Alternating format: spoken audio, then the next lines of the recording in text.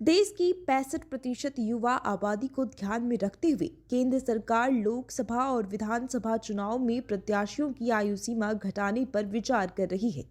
ऐसा इसलिए क्योंकि मतदान देने का आयु सीमा जब 18 है तो फिर चुनाव लड़ने की आयु सीमा 25 क्यों? इसी पर राजनीतिक दल अपने अपने तर्क दे रहे हैं। यह भी तर्क दिया जा रहा है कि अगर नगर निगम परिषद में चुनाव लड़ने के लिए उम्र सीमा 21 साल है तो फिर विधानसभा और लोकसभा के लिए यह उम्र सीमा 25 साल क्यों? रालोद, एमआईएम, राजद, बीजेपी, शिवसेना समेत कुछ दल आयु सीमा घटाने के पक्ष में हैं।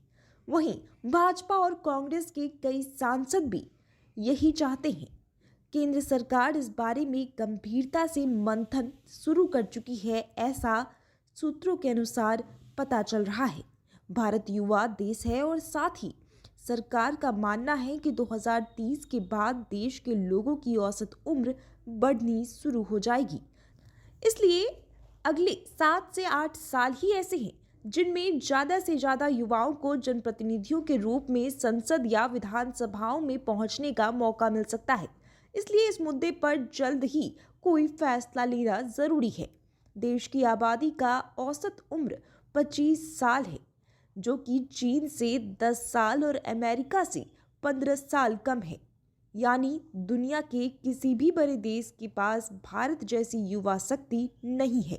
आने वाले 20 साल में भारत के पास भी ये युवा शक्ति नहीं बचेगी। इसलिए सरकार का मानना है कि युवाओं को ज़्यादा से ज़्यादा मौके देने से क्रांतिकारी बदलाव हो सकते हैं। राष्ट्र लोकदल के नेता जयंत सिंह चौधरी ने इस संबंध में संसद में एक निजी विधेयक भी पेश किया है।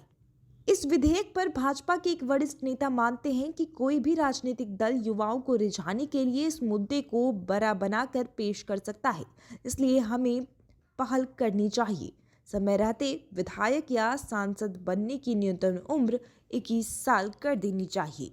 Bureau report, news PR live, Patna.